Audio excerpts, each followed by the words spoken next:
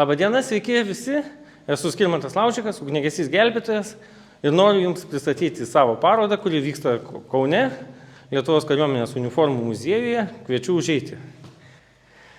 Pirmutinis eksponatas tai yra ugniagesio gelbėtojo apranga atspari dideliam karščiui, naudojama, kurie dideli karščiai naftos gesinimo gaisruose, atspari dideliam aukštoji temperatūrai.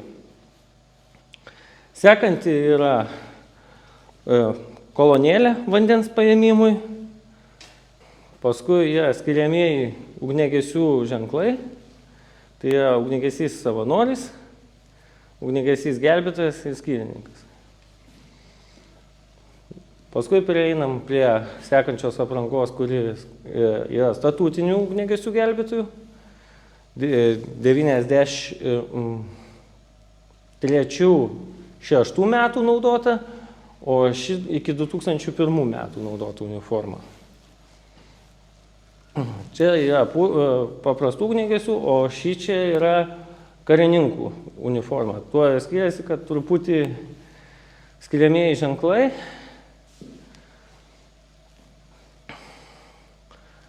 Karininkai turėdavo ir paltus, ko neturėdavo paprasti ugniagesiai. Toliau pereinam prie šiuolaikinių uniformų, kurios ir naudoja šiuo momentu ugniagesiai gelbėtojai. Tai yra vidaus tarnybos vyresnio puskarininkio su laipsniu. Prieinam prie dar vienos Maskvos kolonėlės, dar senesnės. Metai apytiksliai gali būti 53 kažkur irgi tas laikmetis naudota. Čia viena pirmųjų yra Lietuvos ugniagesių po nepriklausomybės atkūrus priešgaisinę. Tiek naudoja, tiek mano žiniomis jie miesto ugniagesiai, tiek rajono ugniagesiai. Čia buvo paradinė uniforma. Ir jos tuo ypatingos tuo, kad turėjo netgi berėtis ugniagesiai, kuo šiuo metu nenaudoja ugniagesiai. Dar vienas ypatingas mano kolekcijos rinkinys tai yra antsiuvai. Jie Lietuvos ir pasaulio. Kaip jūs to gauna? Per kolegas. Susisieki su kolegom, susitinki varžybose, susitinki, užsuki į svečius. Vieni su kitais mainomės, bendraujam, tarpininkaujam tarpusavyje. Yra Ukrainos visos, yra Italijos labai tolima, Naujoji Zelandija, Lenkija, Jungtinė karalystė, Slovenija, Kroatija, Vokietijos ugniagesiai, Norvegijos. Ir kiekvienas duoda savitą grožį. Kuo skiriasi nuo Lietuvos tradiciniai, čia tokie. Taip pat turiu nemažą kolekciją surinkęs ir su Lietuvos ugniagesyba, tai knygos. Išleistos mūsų vidaus rinkaus ugniagesio vadovo Kauno priešgaisinės gelbėjimo tarnybos.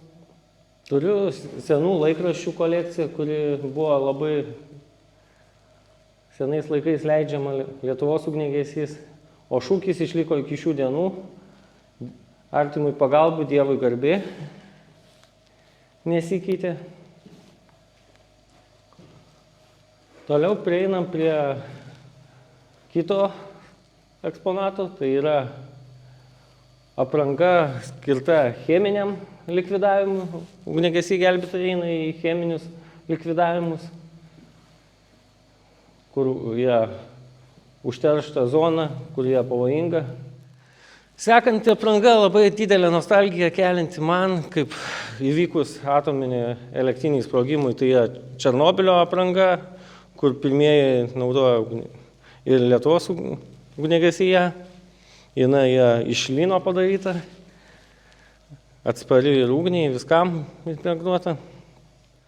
Toliau eina štormas, taip vadinamas, irgi ugniagesių apranga, bet jau patobulėjus nuo sekančios kito laikmečio, ten 86, čia 8 kažkur panašiai. Ir toliau irgi laikrašiai. Taip pat turim vieną tokį skirtinį, dar šiai dienai nebenaudojamas kopėčias, tai jos yra kablinės kopėčios, kur ugniagesiai su jas pasiekdavo viršutinius aukštus ir būdavo su jomis laikoma ir normatyvai ir viskas. Dar vienas egzempliorius tai radiacijos matavimo prietaisas, kur irgi ugniagesiai naudoja matuoti radiacijai kiekvieną dieną. Ir vesdavo žurnalą dozimetrų visą, kiek radiacijos kiekvieną kartą. Čia turim pirmąją radijo stotelę, kurią irgi ugniagesiai naudojo, labai tokia išskirtinė, bet jinai buvo tik miestas su tuo pačiu miestu, neišeidavo į kitą miestą. Tai va. Paskui turime pirmą kvėpavimo aparatą, kurį naudojo irgi ugniagesiai, tai vadinamas kipas. Štai šitas yra uždaro ciklo, ilgai su juo galėdavo būti ugniagesiai uždūmintoje patalpoje.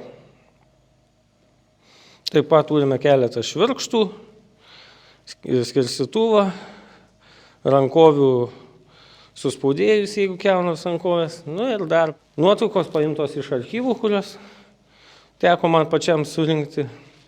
Ir taip pat buvusio ugniagesio panaudota keletą nuotraukų turiu archyvų.